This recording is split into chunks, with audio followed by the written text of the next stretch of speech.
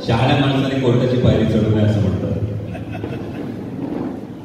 त्यात आयुष्यात मी कधीच कोर्टात गेलो नाही. कोर्टाशी जो काही संबंध आला तो मगाशी सरांनी जो उल्लेख केला बैलगाडा शर्यतीच्या संदर्भात, तेव्हा फक्त वकिलांशी चर्चा करताना जेवढा संबंध आला खरंच तेवढा प्रामाणिकपणे संबंध आला. आता याचा तुम्ही सरळ मार्गी आहे हा वेगळा सांगायची गरज नाही. त्यामुळं मगाशी जर तुम्ही म्हणत मार्गदर्शन म्हटल्यानंतर मला काम होतं. म्हणजे खरं तर वादविवादामध्ये ज्यांचा हात कोणी पकडू शकत नाही आणि त्यांनी पलीकडे जावं. सर्वसामान्य माणसाचा स्वातंत्र्याला 75 वर्ष पूर्ण झाली, पण आजही सर्वसामान्य माणसाचा संविधानावरचा न्यायव्यवस्थेवरचा जो विश्वास आजही टिकून आहे, हा विश्वास टिकवण्यामध्ये तुमच्या प्रत्येकाचा सिंहाचा वाटा आहे. आणि म्हणून सगळ्यात प्रथम या गोष्टीसाठी तुमच्या सगळ्यांचा आभार मानतो. म्हणजे मार्गदर्शन वेगळं करण्यापेक्षा मला जसं तुम्ही सांगितलं तसं तेजसने आधी विचारलं की आपल्याला बार असोसिएशनला जायचंय. असं म्हणतात की डॉक्टर समोर आणि वकिलासमोर खोटं बोलू नये. मला वाटलं होतं की फक्त गणेशोत्सवाला यायचंय, आरती करायची आणि आपल्याला पुढच्या कार्यक्रमाला जायचंय आणि त्यानंतर तेजसने विचारलं आपल्याला गेस्ट लेक्चर द्यायचं. म्हटलं माझ्या वकील बंधू भगिनींना उगाच मार्गदर्शनपर काही सांगण्यापेक्षा त्याच्याशी संवाद साधायला, कारण वन वे कम्युनिकेशन हे कायम मला वाटतं मुसळधार पावसासारखं असतं की पाऊस कोसळतो निघून जातो. आपण शेतकऱ्याची लेकरं तेव्हा आपल्याला माहिती आहे की पाणी जर मुरायचं असेल तर पाऊस कसा लागतो आणि त्याचप्रमाणे जर विचार मुरायचे असतील, विचार रुजायचे असतील तर टू वे कम्युनिकेशन सारखा उत्तम पर्याय आहे असं मला वाटतं. मगाशी फक्त गप्पांना सुरुवात करताना देशमुख सरांचं त्यांनी आणि मी एक प्रवास केला होता.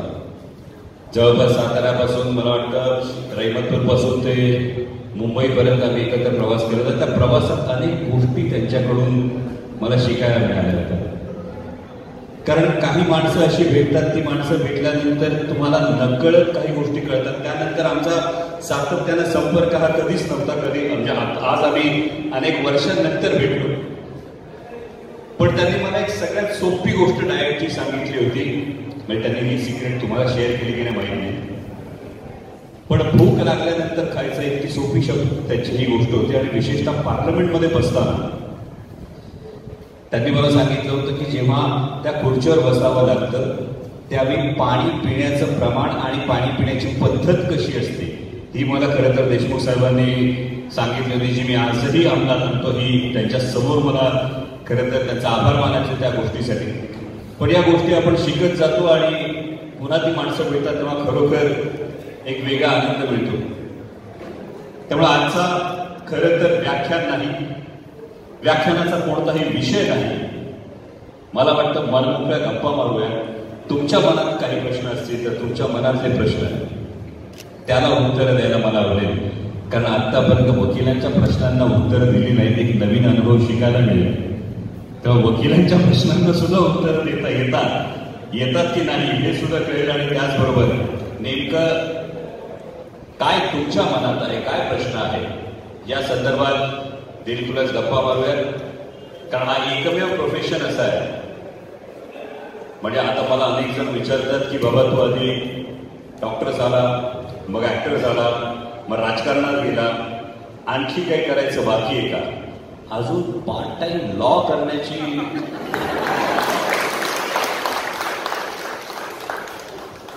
म्हणजे खूप प्रामाणिकपणे सांगतो 2019 मध्ये हाही विचार करून झालाय. आणि ऍडमिशन घेतल्यानंतर मात्र लेक्चर्स अटेंड करणं कंपल्सरी असल्यामुळे अजून तरी माझा मनोदय हा थांबलेला आहे. पण आता न्यू एज्युकेशन पॉलिसी इम्प्लिमेंट झाल्यानंतर कदाचित तोही मार्ग मोकळा होईल आणि त्यानंतर मला नक्कीच कायद्याचा विद्यार्थी व्हायला नक्की आवडेल. कारण विशेषतः संसदेत काम करत असताना, देशाच्या सर्वोच्च सभागृहात काम करत असताना विशेषतः हे वकिलीचं ज्ञान हे देशाचे कायदे बनवणाऱ्या संमत करणाऱ्या सभागृहामध्ये किती उपयुक्त ठरतं हे सातत्यानं पाहतोय. आणि प्रत्येक दिवस जसं नवीन शिकवतो तसं संसदेत गेल्यानंतर ही नवीन शिकण्याची एक इच्छा मनात जागृत झाली हे तुमच्यासमोर प्रामाणिकपणे कबूल करतो आणि गप्पांना सुरुवात करतो. संभाजी यांच्याबद्दल अभ्यास करताना त्यांनी वापरलेले काय, ते त्यांनी अंमलात आणलेले काय, त्याचा तुमचा नक्कीच अभ्यास. मला वाटतं यामध्ये सगळ्यात महत्वाचा जो मला गाभा वाटतो, कोणताही कायदा किंवा कोणताही नियम हा समाज व्यवस्था ही सुरळीत टिकावी, समाज व्यवस्था ही सुरळीत सुरू राहावी यासाठी काय हा कायदा केला जातो.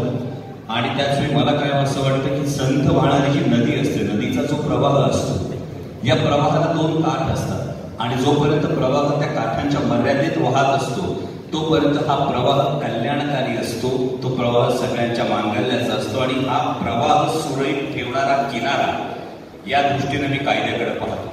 त्यामुळे छत्रपती शिवाजी महाराज आणि छत्रपती संभाजी महाराजांच्या आज्ञापत्रांमध्ये सुद्धा तुम्हाला अनेक सूचना दिसतात. त्याचे स्त्रीविषयक कायदे असतील, त्यांच्या मोहिमांविषयी कायदे असतील, त्यांच्या महसुलाविषयी कायदे असतील, त्यांच्या व्यापाराविषयी कायदे असतील. मला वाटतं त्याचा फार महत्वाचा मानवतेच्या दृष्टिकोनातून असणारा जो कायदा होता हा मानवी तस्करीविषयीचा कायदा होता. जो छत्रपती शिवाजी महाराजांनी मानवी तस्करीच्या कायद्यावरचा जो दंड होता त्या दंडाची रक्कम ही फार मोठ्या प्रमाणात वाढवली होती आणि त्यानंतर छत्रपती संभाजी महाराजांनी या मानवी तस्करीवर पूर्ण बंदी आणली होती. पण या पलीकडे आजही 350 वर्षांनंतर आपल्याला छत्रपती शिवाजी महाराज, छत्रपती संभाजी महाराज यांचं नाव घेतलं की अंगावर अभिमानानं भरून येतो. याचं एक फार महत्वाचं कारण म्हणजे छत्रपती शिवाजी महाराजांनी कायदे हे रयतेवर अंकुश ठेवण्यासाठी किंवा रयतेवर सत्ता गाजवण्यासाठी केले नव्हते, तर रयतेच्या राज्यासाठी, रयतेच्या कल्याणासाठी केले होते. आणि त्यामुळे लोककल्याण आणि त्या कायद्याला असणारा नीतिमत्तेचा पाया मला वाटतं हा सगळ्यात जास्त महाराजांच्या कायद्याचा अभ्यास करताना आपल्या लक्षात येईल.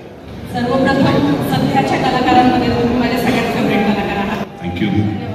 आणि प्रश्न असा होता की तुम्ही स्वतः महाराजांचं, छत्रपती संभाजी महाराजांची, छत्रपती शिवाजी महाराजांची जीवनशैली काही अंशी का होईना तुम्ही स्वतः जगलेले आहात मालिका साकारताना.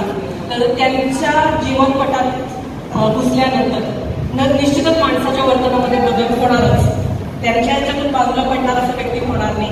तर मला विचारायचं की तुमच्या जीवनशैलीमध्ये महाराजांच्या मूल्यांमध्ये काय फरक झाला थोडं सांगा. सगळ्यात प्रथम धन्यवाद.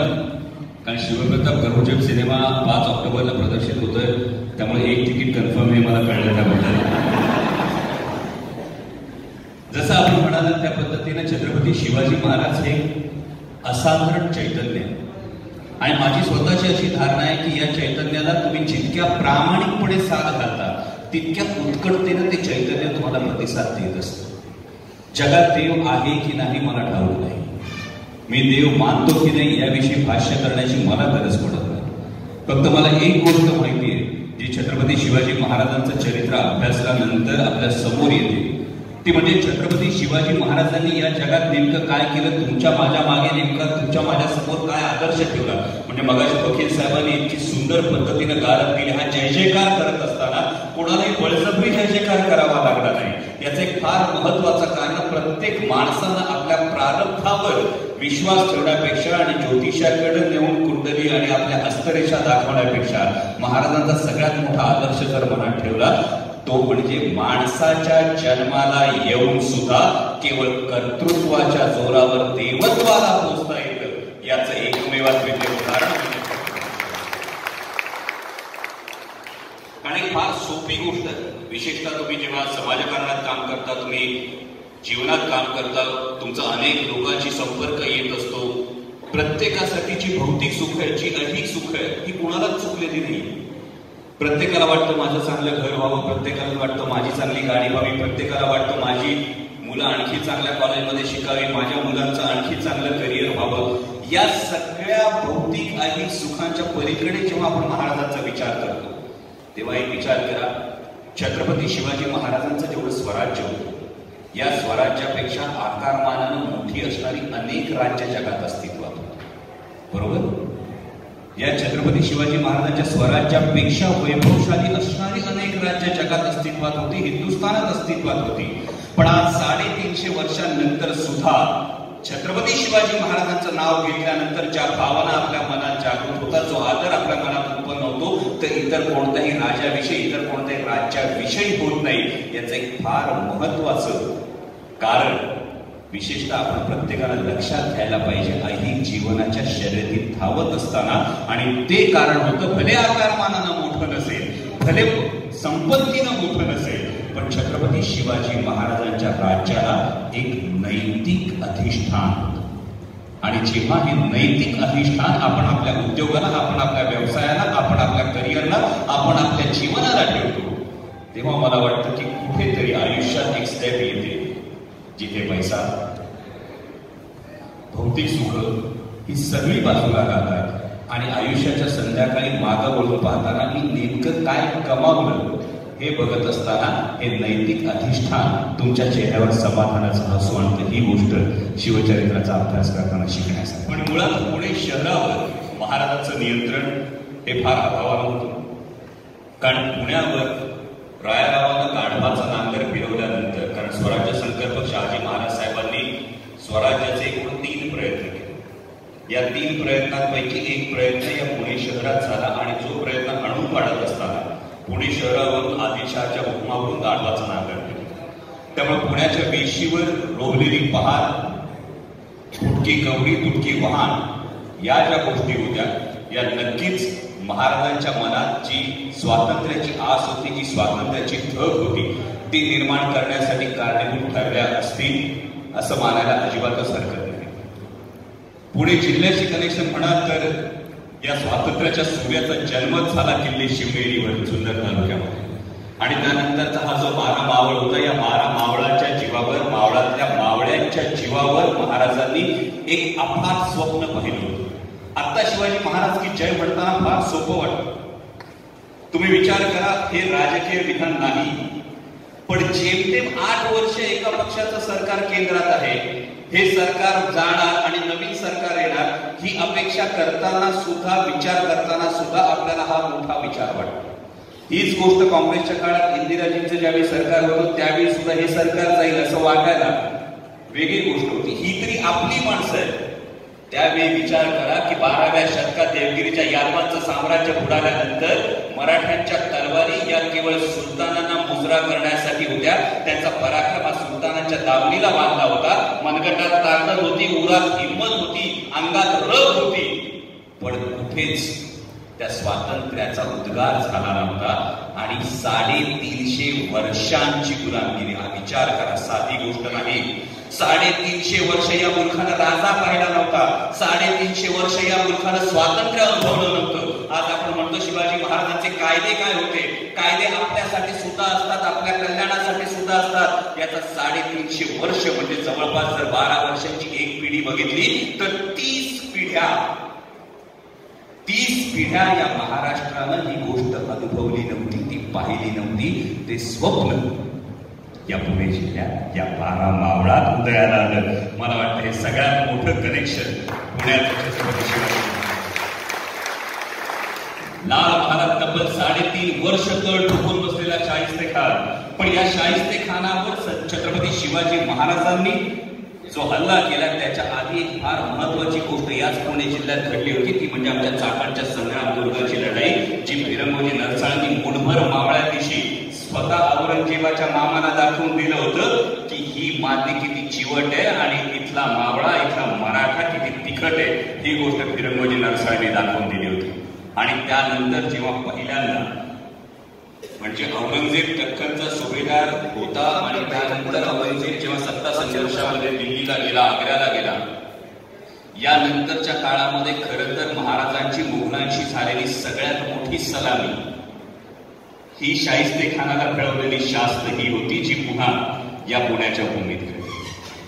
याच पुण्याच्या परिसरामध्ये, याच पुणे जिल्ह्याच्या परिसरामध्ये मिर्झा राजांबरोबरचा तह झाला. मिर्झा राजांची छावणी आधी पुण्यात होती. मिर्झा राजांनी पुरंदरच्या किल्ल्याला वेढा दिला. मुरारबाजी देशपांडेंनी आत्माहुती दिली, स्वराज्यासाठी बलिदान दिलं आणि महाराजांना 2 पावलं मागं यावं लागलं, जो पुरंदरचा तह होता. आता पुण्याच्या मातीमध्ये फार मोठी मुत्सद्देगिरी आहे. म्हणजे पुण्याच्या मातीमध्ये असं म्हणतात की पुण्याच्या मातीमध्ये राजकारण आहे, पुण्याच्या मातीमध्ये मुत्सद्देगिरी आहे. कारण पुरंदरचा तह या मातीत जो झाला हा या मुत्सद्देगिरीचं एक अत्यंत उत्तम उदाहरण होतं. अनेक जण म्हणतात की पुरंदरचा तह ही महाराजांची हार होती. मी प्रामाणिकपणे सांगतो, पुरंदरचा तह ही महाराजांची यशस्वी महार होती. कारण कोणताही युद्धमान देश हा कधीच विकास करू शकत नाही.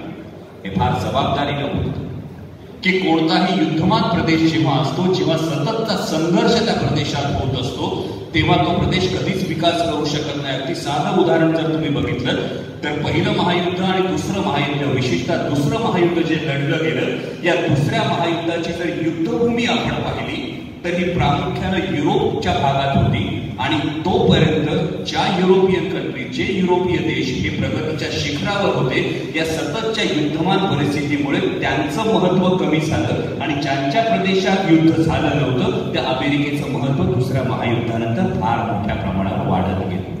आणि त्यामुळे कोणताही युद्धमान देश हा विकास करू शकत नाही, हा प्रगती करू शकत नाही, हे महाराजांनी जाणलं होतं. 3.5 वर्ष शाहिस्तेखानाच्या जुलमी वरवंट्याखाली स्वराज्य भरडलं गेलं होतं. अशातच लगेच मिर्झा राजाचं आक्रमण झाल्यानंतर लगेच युद्ध टाळणं हे स्वराज्याच्या दृष्टीनं, राजाच्या दृष्टीनं नक्की गरजेची गोष्ट होती. पुन्हा महाराजांच्या बाबतीत इथे योद्धा आणि राजा या दोन प्रतिमा वेगळ्या दिसतात.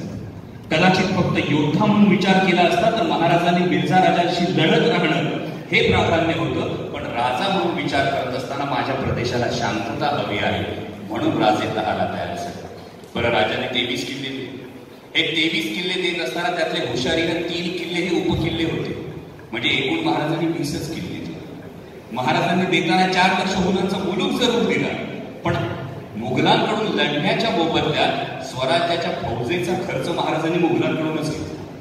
त्यामुळे तहाची पूर्ण अंमलबजावणी होत होती तोपर्यंत स्वराज्याच्या फौजेचा खर्च हा मुघलांकडून महाराजांनी शिताफीनं काढला होता.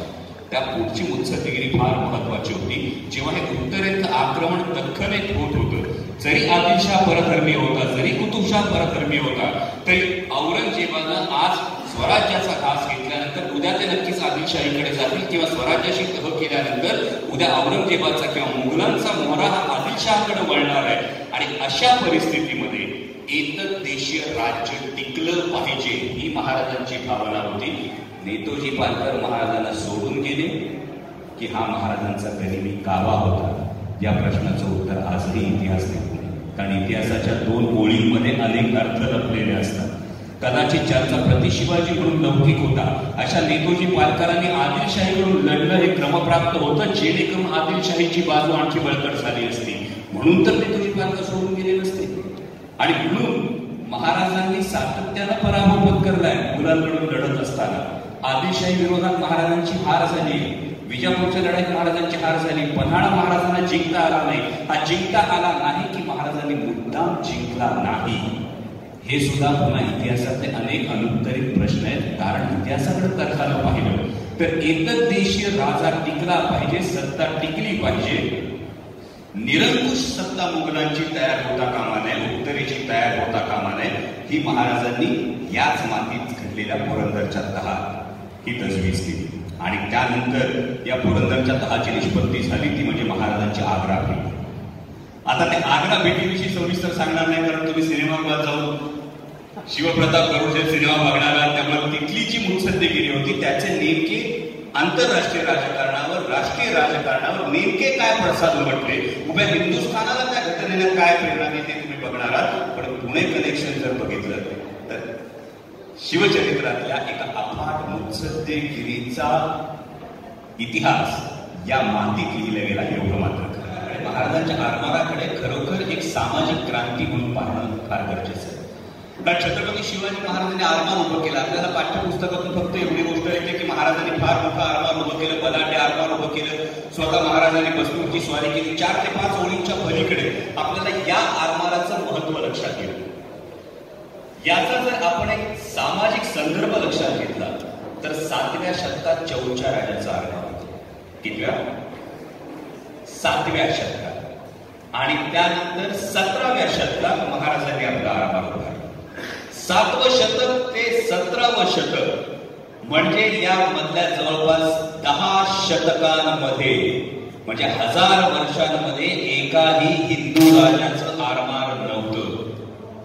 एक फार महत्वाची गोष्ट यासाठी कारणीभूत होती की तत्कालीन हिंदू धर्मामध्ये हा समज होता की समुद्र पर्यटन हे निषिद्ध मानलं जात होतं. हिंदू धर्मामध्ये समुद्रावर पाय ठेवणं हे निषिद्ध मानलं जात होतं आणि त्यामुळे समुद्रावरची संपूर्ण सत्ता ही मुघलांची होती, अरबांची होती, डच, पोर्तुगीज, इंग्रज हे समुद्रावर सत्ता गाजवत होते आणि महाराजांनी हे ओळखलं होतं की ज्याच्या हाती समुद्र त्याच्या हाती सत्ता राहणार आहे आणि म्हणून महाराजांनी आरमार उभं करणं हे केवळ आरमार उभं करणं नाही तर हा एक फार मोठा सामाजिक क्रांतीचा विषय होता. कारण यामध्ये धर्म प्रत्येकाला प्रिय असतो पण एक गोष्ट या धर्माचं आचरण करत असताना आपण अनेकदा विसरतो. विशेषतः आजच्या काळात तर ही अनेकदा विसरली जाते की काय अशी शंका आल्याशिवाय राहत नाही की माणूस धर्मासाठी नसतो तर धर्म माणसासाठी असतो. प्रत्येकाला आपल्या धर्माप्रमाणे आचरण करावं परंतु धर्म माणसासाठी असतो, माणूस धर्मासाठी नाही. आणि हेच महाराजांनी आरमाराच्या बाबतीत केलं. महाराजांनी आरमाराच्या बाबतीत करत असताना जवळपास 1000 वर्षांनंतर महाराजांनी स्वतःचं आरमार उभं केलं आणि हे आरमार उभं करून महाराजांनी ज्याला आपण मॅनेजमेंटची लीडरशिप स्किल म्हणतो त्या पद्धतीनं लीडिंग फ्रॉम द फ्रंट असं करत महाराजांनी स्वतः बसनूरची स्वारी करून हे दाखवून दिलं की जर स्वातंत्र्य टिकलं, जर स्वराज्य टिकलं तर धर्म टिकेल. त्यामुळे राजसत्ता आणि धर्मसत्ता याची गल्लत होऊ नये. धर्मसत्ता आणि राजसत्ता एकीच्या वर दुसरी असली पाहिजे की एकमेकीच्या हातात हात घालून चालली पाहिजे. याचं उदाहरण महाराजांनी या आरमारातून घालून दिलं आणि म्हणून महाराजांचं आरमार ही एक फार महत्वाची सामाजिक क्रांती आहे असं मी मानतो. आणि आता भारतीय नौदलाला आपल्या ध्वजामध्ये छत्रपती शिवाजी महाराजांच्या राजमुद्रेवर आधारित अष्टकोनी जो त्यांचा लोगो बनवला आहे ही खरंच प्रत्येक शिवभक्तासाठी प्रत्येक शंभूभक्तासाठी ही नक्कीच अभिमानाची आणि आनंदाची. आजचे महाराष्ट्रामध्ये किंवा प्रत्येक राज्यामध्ये कोणाची सत्ता आहे किंवा केंद्र सरकारमध्ये कोणाची सत्ता आहे याच्याशी कुठल्याही जनतेला काही घेणं गेलं नाही. समजून मी हा प्रश्न विचारतो की छत्रपती शिवाजी महाराजांचं धोरण कुठलाही राज्यकर्ता प्रामाणिकपणे का अवलंब करत नाही त्या धोरणाचं? जर मावळे नसते तर महाराजांना स्वराज्य निर्माण करतात. त्यामुळे जोपर्यंत आपण राज्यकर्त्यांकडून अपेक्षा व्यक्त करतो की त्यांनी महाराजांचं धोरण अवलंबलं पाहिजे तेव्हा नागरिकांनी हे कर्तव्य मनात आणलं पाहिजे की आपण आधी मावळ्याची भूमिका करायची.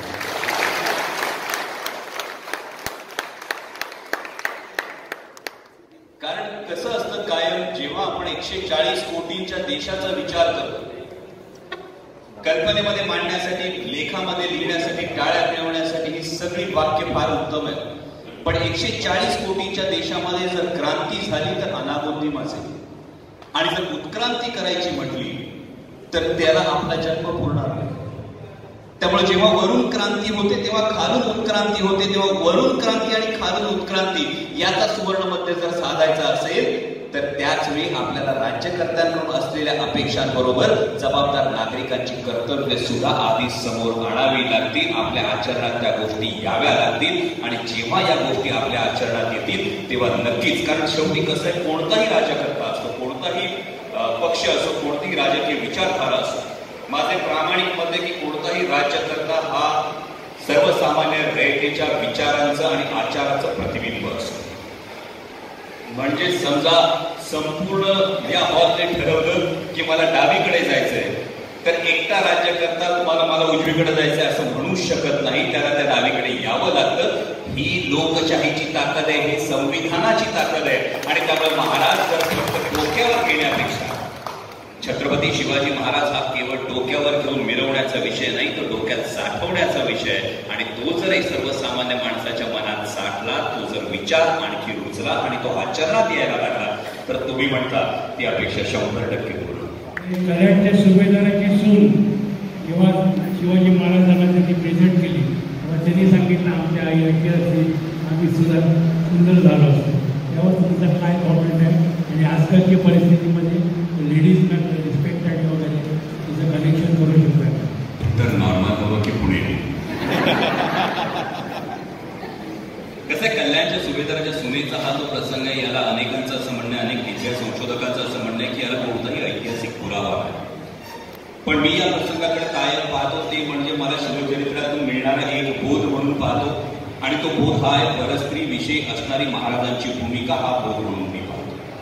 याच्यातून मी काय प्रेरणा घ्यावी हा जेव्हा आधी विचार येतो तेव्हा मला असं वाटतं की 350 वर्ष ही गोष्ट आम्ही प्रत्येक जण ऐकतो आहोत. जर 350 वर्ष ही गोष्ट आम्ही प्रत्येक जण ऐकतो आहोत तर माझ्या माता भगिनीला शिक्षणासाठी सावित्रीबाईंना का जन्म घ्यायला लागला? त्यांची शिक्षणाची दार उघडण्यासाठी सावित्री क्रांतीज्योती सावित्रीबाई फुलेंना का पुढे यावं लागलं? आजही माझ्या माता भगिनींना हा एक विचार करावा लागतो का काही खूप प्रामाणिकपणे पुरुष म्हणून एक विचार करणं गरजेचं आहे. ही केवळ महाराजांची प्रेरणा नाही, मी पुरुष म्हणून जन्माला आलो किंवा माझी भगिनी स्त्री म्हणून जन्माला आली, याच्यामध्ये माझं कॉन्ट्रीब्युशन शून्य आहे ना. म्हणजे 46XY होणार की 46XX होणार हे तुमच्या माझ्या कोणाच्याही हातात नव्हतं, किंवा आपल्यापैकी कोणीही वर एंट्रन्स एक्झाम देऊन आलं नाही की मला पुरुषाच्या जन्माला जाऊ दे किंवा मला स्त्रीच्या जन्माला जाऊ दे. जर जन्माला कोणत्या स्वरूपात यायचंय, स्त्री म्हणून यायचंय की पुरुष म्हणून यायचंय हेच आपल्या हातात नाही, तर तो भुकाचा पुरुषी अहंकार बाळगणं किंवा स्त्रीत्वाचा न्यूनगंड बाळगणं या दोन्ही गोष्टी फिजूल ठरतात. हे आधी महाराजांच्या या शिवचरित्रातून आपल्याला शिकायला मिळतं या प्रसंगात. कारण आपण म्हणतो छत्रपती शिवाजी महाराजांनी कल्याणच्या सुभेदाराच्या सुनेचा असा आदर केला म्हणजे परस्त्रीविषयी ही भावना ठेवली.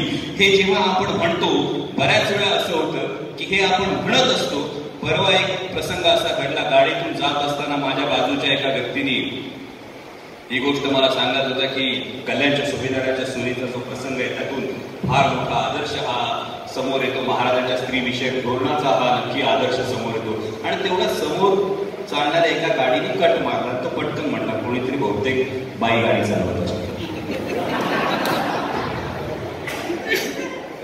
आपल्या बाबतीत होतं की होत नाही?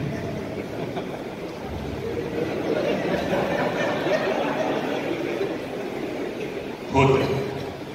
बऱ्याचदा असं असतं आता वर्किंग वुमन ही गरज निर्माण झाली, ही समाजाची गरज आहे. प्रत्येक भगिनीला, प्रत्येक स्त्रीला एक स्वतंत्र व्यक्तिमत्व आहे, तिला एक स्वतंत्र अस्तित्व आहे, तिला सुद्धा स्वतंत्र भावना आहेत. कामाच्या ठिकाणी किंवा व्यासपीठावर आम्ही या भावना नक्कीच मांडतो. समजा मी घरी आलो, काकू थकून काम करून आलेले आहेत, त्या थकून आलेल्या आहेत, तुम्ही त्या मनाने आरामात आहात, मी घरी गेलो, चहा करून द्या मला.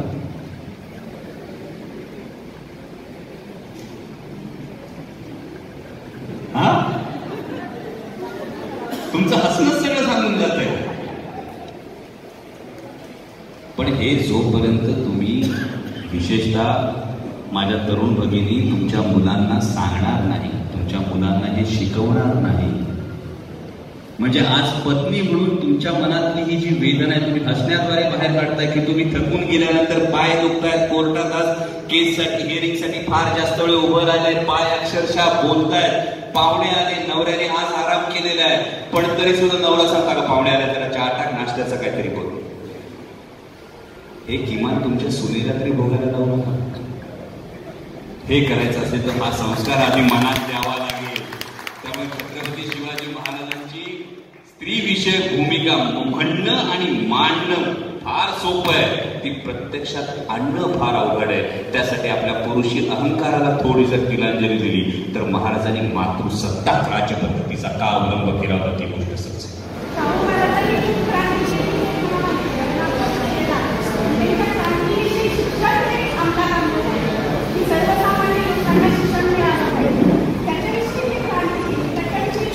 खरं तर राजर्षी शाहू महाराज हा एक पूर्णपणे स्वतंत्र चर्चेचा विषय आहे आणि पुढल्या वेळी आल्यानंतर मला नक्कीच त्यावर बोलायला आवडेल. पण त्यातली एक सगळ्यात महत्वाची गोष्ट मला अशी वाटते की काही समाज सुधारक, विशेषतः आपण शाहू फुले आंबेडकर या त्रयीचा कायम राजकीय व्यासपीठांवरून उल्लेख केला जातो. यातली एक फार महत्वाची गोष्ट आपली लक्षात राहते की मी अत्यंत हलाखीच्या परिस्थितीत होतो आणि मी हलाखीच्या परिस्थितीतून एक असामान्य असं कर्तृत्व गाजवलं. याचं उदाहरण डॉक्टर बाबासाहेब आंबेडकर हे आहेत, भारतरत्न डॉक्टर बाबासाहेब आंबेडकर आहेत. मी उद्योग व्यवसायात अत्यंत अत्यंत सुखवस्तू होतो, पण तरी सुद्धा मला त्या वेदनेनं अस्वस्थ केलं आणि मी सामाजिक कार्याला सुरुवात केली. याचं उदाहरण महात्मा ज्योतिराव फुले आहे. पण मी सोन्याचा चमचाच तोंडात घेऊन वावरत होतो, मी राजा होतो आणि तरी सुद्धा मला सर्वसामान्यांचं दुःख हे मला समजत होतं. एकीकडे ब्रिटिशांचं राज्य आलं होतं, ब्रिटिश राजवट आली होती, संस्थान तसं म्हटलं तर ब्रिटिश राजवटीच्या अंमलाखाली होतं. आणि असं असताना सुद्धा एकीकडे क्रांतिकार्याला मदत करणं, एकीकडे स्वातंत्र्याच्या चळवळीला छुप्या पद्धतीने मदत करणं आणि त्याच वेळी समाजामध्ये ही गोष्ट घडवणं ही साधारण गोष्ट नाही, जी राजर्षी शाहू महाराजांनी केली. आणि म्हणून मला वाटतं जेव्हा या त्रयीचं नाव घेतो तेव्हा त्याचा जो गर्भित अर्थ आहे तो समजून घ्यायला पाहिजे. निराकरण होऊन जातं, प्रश्नाचा निचरा होतो. पण आपण जे बोलताय त्याबद्दल मी 2 ओळी आपल्याला सांगू इच्छिते. अमृताचे डोहे बुडविले तुम्ही, अमृताचे डोहे बुडविले तुम्ही, बुडताना मी धन्यच झालो, मी पण संपले झालो निर्विकार, ज्ञानाचा उद्गार भेट टाका. सर आपल्याला खूप शुभेच्छा. हिंदवी स्वराज्याची स्थापना कशी आणि कुठून सुरू झाली याचं एक फार इंटरेस्टिंग उदाहरण आहे. कारण हिंदवी स्वराज्य ही निरंतर चालणारी प्रक्रिया आहे. कारण यामध्ये स्वराज्य संकल्पक शहाजी महाराज साहेबांचं फार मोठं योगदान आहे. स्वराज्य संस्थापक छत्रपती शिवाजी महाराजांचं मोठं योगदान आणि तेवढंच मोठं योगदान स्वराज्य रक्षक छत्रपती संभाजी महाराज साहेबांचं. त्यामुळे स्वराज्य संकल्पक शहाजी महाराज साहेबांनी जेव्हा हे पहिलं स्वप्न पाहिलं, स्वराज्याचं स्वप्न पाहिलं, अनेक जण अनेक प्रश्न विचारतात. म्हणजे मध्यंतरी आमच्या राजगुरुनगरच्या कार्यक्रमात सुद्धा याचा मी आवर्जून उल्लेख केला होता. याचं कारण फार महत्वाचं आहे की ज्याचं जे श्रेय आहे त्या माणसाला ते श्रेय दिलं गेलं पाहिजे. कारण स्वराज्य संकल्पक शहाजी महाराज साहेबांनी स्वातंत्र्याचे एकूण 3 प्रयत्न केले. यातला एक प्रयत्न होता मुर्तुजा निजामाला मांडीवर घेऊन स्वतंत्र होण्याचा, दुसरा होता तो पुण्यामध्ये स्वतंत्र राज्य निर्माण करण्याचा, आणि तिसरा होता तो म्हणजे आज बंगळुरू जे आहे तर बंगळुरूची जहागिरी सांभाळत असताना स्वतंत्र होण्याचे. हे जे 3 प्रयत्न होते. जर स्वराज्य विचारांचं बीज कोणी महाराजांच्या मनात रोवलं असेल तर ते स्वराज्य संकल्पक शहाजी महाराज साहेबांनी रोवलं. कारण अवघ्या 12 वर्षाच्या मुलाला अष्टप्रधान मंडळ हातात भगवा आणि एकतर देशीय भाषेत असलेली राजमुद्रा देणारे एकमेव स्वराज्य संकल्पक शहाजी महाराज साहेब होते. आणि तेव्हा अवघ्या 12व्या वर्षी प्रतिपश्चंद्र लेखे व वर्धिष्णूर विश्ववंदिता शाह सुनो शिवसैस्या मुद्रा भद्राय राजते ही जी राजमुद्रा होती, तत्कालीन सगळ्यांच्या राजमुद्रा या अरबी किंवा फारसी भाषेत होत्या. फक्त महाराजांची राजमुद्रा ही संस्कृत भाषेत होती. हा जो भाषाभिमान आहे, हा जो एकतर देश संस्कृतीचा अभिमान आहे, हा शहाजी महाराज साहेबांनी रोवला. आणि इथं त्यांनी स्वराज्याची स्वातंत्र्याची बीज महाराजांच्या मनात रोवली. आणि मग जी सुरुवात झाली, मग तोरणा घेतला. तोरणा घेतल्यानंतर पुढचा सगळा प्रवास एक एक किल्ला महाराज घेत गेले हे आपण पाहत गेलो. पण स्वराज्याची मुहूर्तमेढ ही तोरणा किल्ला घेतल्यापासून झाली. पण महाराजांच्या स्वराज्याविषयी फार मोठा अप्रूपाची गोष्ट अशी आहे, एकमेव राजा आहे ज्यांनी आपलं राज्य 3दा दुप्पट केलं. म्हणजे सुरुवातीला जेमतेम 12 गावांची जहागिरी होती. पुणे सुपे परगण्यातल्या जेमतेम 12 गावांची जहागिरी होती. अफजल खानाचं मत ही गोष्ट फार महत्वाची होती. कारण केवळ पुणे जिल्ह्यातल्या 12 गावांची सुभेदारी ही पुणे सुपे परगणापुरती असलेली जबाबदारी. आणि त्यानंतर अफजल खान गर्दीस मिळवल्यानंतर दख्खनच्या पठारावर वाही फिरली की शिवाजी नावाचा कोणीतरी राजा दख्खनच्या पठारावर जन्माला आला. आणि तसा अफजल खान गर्दीस मिळवला. त्यानंतर मराठ्यांनी थेट विजापूरच्या वेशीपर्यंत धडक मारली आणि पहिल्यांदा स्वराज्य दुप्पट केलं. त्यानंतर पुरंदरच्या तहाचं मगाशी बोललो, पुरंदरच्या तहामध्ये महाराजांना 23 किल्ले द्यावे लागले, 4 लक्ष होनांचा मुलूक द्यावा लागला. महाराजांना आग्र्याला जावं लागलं. आग्र्याच्या कैदेत जवळपास 85-86 दिवस महाराज आग्र्याच्या कैदेत अडकून पडले. पण जसे महाराज परतल्यानंतर महाराजांचा जो झंझावात होता, महाराजांनी पुन्हा तेव्हा असलेलं स्वराज्य हे दुप्पट केलं. आणि तिसरा जो प्रयत्न होता तो म्हणजे राज्याभिषेक करवून घेतल्यानंतर, स्वतःचा राज्याभिषेक करवून घेतल्यानंतर महाराजांनी केलेला दक्षिण दिग्विजय, या तिसऱ्यांदा हे स्वराज्य दुप्पट झालं. आणि त्यानंतर स्वतः काबूल ते बंगाल सल्तनत असलेला औरंगजेब, म्हणजे आपण खूप किरकोळीत म्हणतो औरंगजेब, की महाराजांनी औरंगजेबाचा मुकाबला केला. पण एक साधा जर विचार तुम्ही केला तर एकूण स्वराज्याचं जे आकारमान होतं ना, या स्वराज्याच्या आकारमानाच्या 2.5 पट औरंगजेबाचा एक सुभा होता. एकूण आकारमानाच्या 2.5 पट एक सुभा आणि असे औरंगजेबाच्या साम्राज्यामध्ये 28 सुभे होते. याचा अर्थ औरंगजेबाचं साम्राज्य हे महाराजांच्या स्वराज्याच्या जवळपास 90 ते 100 पट होतं. आणि त्यामुळे या औरंगजेबाचा महाराजांनी मुकाबला केला आणि त्यानंतर स्वतः औरंगजेब हा दख्खनेत आल्यानंतर त्याला परत स्वतःच्या राज्यात जाता आलं नाही. हा मराठ्यांचा पराक्रम आहे. त्यामुळे महाराजांनी रोवलेली स्वराज्याची मुहूर्तमेढ ती शेवटपर्यंत या औरंगजेबाच्या शेवटापर्यंत. आपण कलाकार मोठा भावनिक असतात आणि आपण ज्या पद्धतीच्या भूमिका केल्या छत्रपतींच्या, आपण बऱ्याचदा आपल्या बोलण्यातून भाषणातून येतं की छत्रपतींची जी तत्व होती त्या पद्धतीने मी वागण्याचा किंवा माझं जीवन कार्य करण्याचा प्रयत्न करतो. त्यानंतर आपण राजकारणात गेलो. राजकारणात बऱ्याचदा तत्वांची तडजोड करायला लागली. त्या सिच्युएशनला आपण कसं हँडल करता? मध्यंतरी आपण काही काळ आत्मचिंतनासाठी घेतला होता, त्याच्यानंतरचा प्रवास आणि सगळ्यात महत्त्वाचं आमच्यासारख्या तरुण कलाकारांना किंवा वकील मंडळींना राजकारण सध्या जी काही परिस्थिती राजकारणात आहे, ज्या पद्धतीचा राजकारणाचा दर्जा घसरला असलेला होतो, त्या राजकारणात येण्यासाठी आणि खऱ्या अर्थानं समाजकारण करण्यासाठी काय सांगणार? मी प्रश्न फार सिरियसली घेणार नाही, कारण सगळेच वकील फोटो बोलतात. गमतीचा भाग सोडून द्या. पण जेव्हा आपण एखाद्या व्यवसायाला, एखाद्या गोष्टीला हे जनरलाइज नोशन लावतो, तिथे आपण आधी ती दारोबंद करतो. म्हणजे हे तुम्ही ठरवून घेतलंय की राजकारणात तत्वांशी तडजोड करायला. हे तुम्ही ठरवून का घेतलंय याच्याविषयीच मुळात पहिला प्रश्न निर्माण होतो. की एखाद दुसरं उदाहरण दिसतं आणि त्या उदाहरणानंतर सरसकट सगळे राजकारणी वाईट आहेत असं म्हटलं जातं. हे होऊ शकत नाही. मी पुन्हा मगाशी फार जबाबदारीनं एक वाक्य वापरलं होतं. 140 कोटी लोकांचा देश आहे. एवढी मोठी विविधता आहे. म्हणजे एकीकडे एखादा प्राणी हे देवाचं वाहन मानलं जातं, तोच प्राणी दुसऱ्या लोकाला आवडतं खाद्य असतो. ही एवढी मोठी विविधता आहे.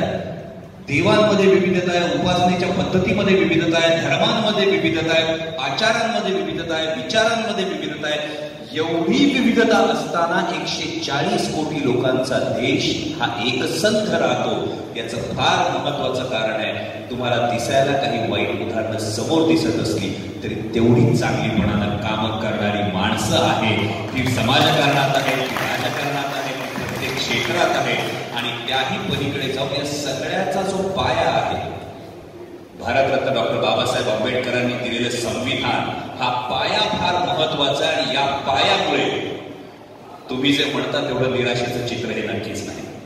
दुसरं तुम्ही म्हणालात की मी आत्मचिंतनासाठी का गेलो होतो. खरं तर यामध्ये फार महत्वाची गोष्ट आहे की धावताना आपण बऱ्याचदा विसरून जातो की मला कुठवर धावायचं. म्हणजे मी कायम असं म्हणतो, जेव्हा तुम्ही महाराजांचा विचार करता तेव्हा महाराजांचा विचार करत असताना विशेषतः समाजकारणामध्ये, राजकारणामध्ये आसक्ती आणि विरक्ती या दोन गोष्टींचा बॅलन्स साधावा लागतो. महाराजांना आपण श्रीमंत योगी असं म्हणतो. एक साधं उदाहरण घ्या. ज्या महामानवानं, ज्या माणसानं 350 वर्षांनंतर या मातीत स्वतःचं राज्य निर्माण केलं, त्या माणसानं एकाही किल्ल्याला स्वतःच्या नावाची पाठी लावली नाही. त्या छत्रपती शिवाजी महाराजांनी शक तयार केलं, त्यांनी त्याला शिवशक असं नाव दिलं नाही, त्याला राज्याभिषेक शक असं नाव दिलं. महाराजांनी राज्य हे शिवराज्य असं म्हटले नाही, हे रयतेचं राज्य असं म्हटले. तो जी इदम न मम, हे आपल्या संस्कृतीतलं फार मोठं तत्व आहे. हे महाराजांनी आणलं होतं. आणि विशेषतः जेव्हा तुम्ही अधिकार पदावर जाता तेव्हा त्या अधिकार पदाबरोबर अनेक गोष्टी येतात. म्हणजे तुम्ही आता येताना मला बघितलं असेल, सिक्युरिटी गार्ड नाही, पुढे मागे कार्यकर्त्यांच्या 10 गाड्या नाही. याचं कारण फार महत्वाचं आहे की जेव्हा तुम्हाला एखादं पद मिळतं ते लोकांमुळे मिळालेले इदम न मम, ही माझ्यावर आलेली जबाबदारी, ही 5 वर्षांसाठी शिरूर लोकसभा मतदारसंघातल्या मायबाप मतदारांनी घातली. याचा अर्थ मला प्रिव्हिलेज मिळालं पाहिजे असा मी ठेवता कामा नये, हे आधी मला सांगायचं होतं. म्हणजे आज अनेकांना व्हॉट्सअपवर मेसेजेस येतात की खासदारांना संसदेमध्ये एवढ्या सवलती मिळतात, तेवढ्या सवलती मिळतात. पुन्हा अर्धसत्य आहे.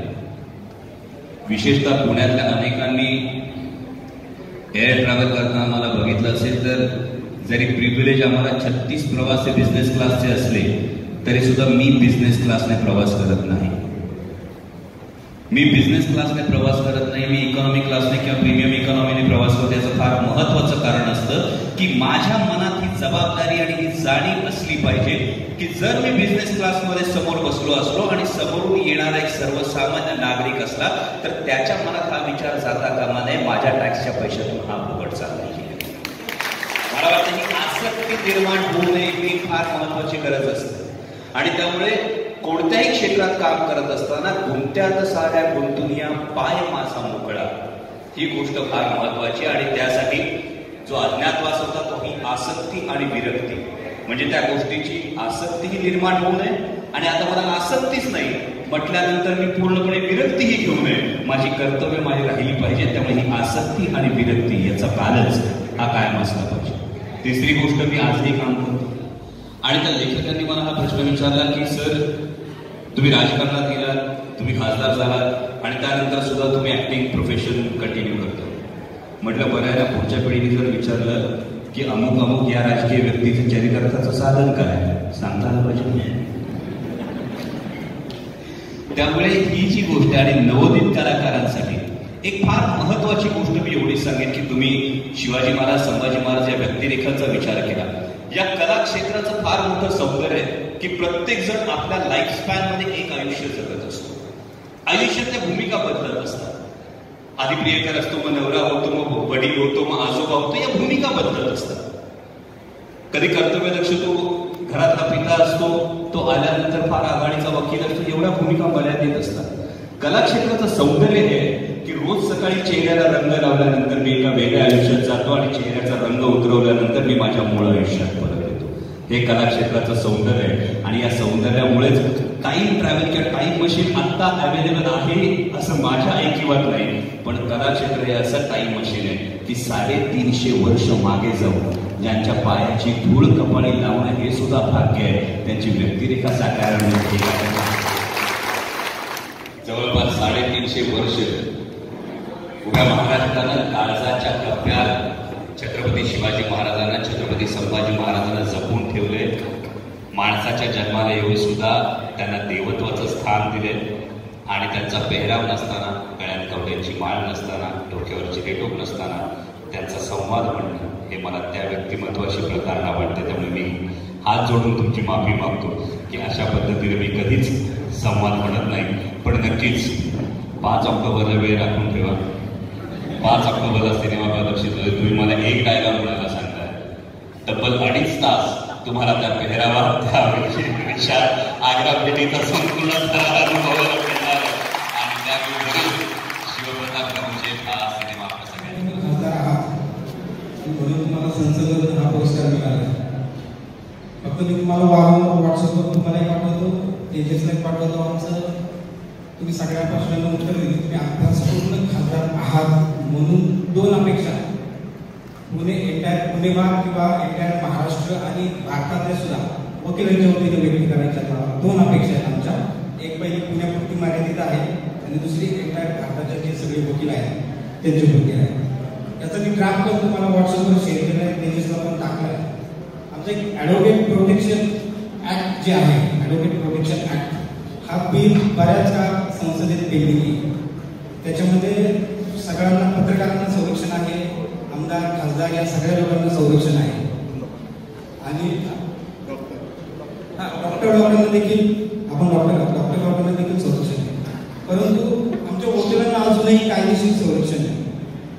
तर ते एक महत्वाचं बिल संसदेत पेंडिंग आहे. मी ते तुम्हाला परत एकदा रिफ्रेश करून ते पाठवू. त्याच्यावर अभ्यास करून वकिलांचा जो संरक्षण कायदा आहे तो करणं फार गरजेचं आहे. कारण आपण आता सध्या बघतोय की वकिलांवर वारंवार खूप खोटे गुन्हे दाखल होत आहेत आणि हे गुन्हे दाखल होत असताना आमच्या वकिलांची पॅरेंट संस्था आहे, बार कौन्सिल ऑफ इंडिया आहे, Maharashtra bar council of Maharashtra आहे. पण त्याच्यावर कुठलीही इन्क्वायरी न करता पोलीस ऑफिसर जे आहे, पोलीस मशिनरी जे आहे ते वकिलांना कुठलेही विचारणा न करता या संदर्भात डायरेक्ट अरेस्ट करतात आणि याच्यात असंख्य खोटे गुन्हे दाखल होतात. तर हा जो कायदा आहे संसदेत पेंडिंग आहे, तर आपण त्याच्यावर अभ्यास करून वकिलांसाठी आमच्या ही मागणी पूर्ण करावी ही एक अपेक्षा व्यक्त करतो. दुसरं असं आहे, आपण आता अर्धीत बाहेर करणार आहोत. तुम्ही समोर बघा, आमचं हायकोर्टाचं मागणी गेली 44 वर्ष पेंडिंग आहे. आपल्या खेडचे खासदार आहेत, सॉरी खेडचे आपले आमदार होते राम कांडे साहेब यांनी 1978 साली तो ठराव मांडलाय, तो अजून पेंडिंग आहे. तर त्या दृष्टीने आपण थोडंसं संसदेत सुद्धा लक्ष घालणं गरजेचं आहे. हा महाराष्ट्रापुरता विषय नाही, इथं संपल्यानंतर तो शेवटी संसदेतच येतो, त्यामुळे त्याही दृष्टीने आपण थोडंसं लक्ष घालावं. त्या 2 अपेक्षा व्यक्त करतो. कारण अभ्यासपूर्ण खासदाराकडनं जसं तुम्ही बैलगाडा शर्यतीने न्याय मिळवून दिला, तसं आम्हाला वकील संरक्षण कायद्यात आणि हायकोर्टाच्या बाबतीत सुद्धा आपण न्याय मिळवून द्या ही अपेक्षा व्यक्त करतो. आपल्या पुण्यातून राज्यसभेवर प्रतिनिधित्व करणाऱ्या वंदनाताई चव्हाण, खासदार वंदनाताई चव्हाण या सुद्धा कायदेविषयक तज्ज्ञ आहेत. या सगळ्यांची चर्चा करून आपण ज्या अपेक्षा या सांगितलेल्या आहेत याचा अभ्यास करून मी सर्व ते मुद्दे आता कोर्टाची भीती थोडी कमी होईल. पण तुमच्या सगळ्यांच्या प्रश्नांसाठी तुमचं मनापासून आभार मानतो. अशासाठी कारण तुमचा प्रत्येक प्रश्न हा मला स्वतःला बरंच काही शिकवून जातो. ते शिकणं हे असतं की पुन्हा एकदा शिवचरित्र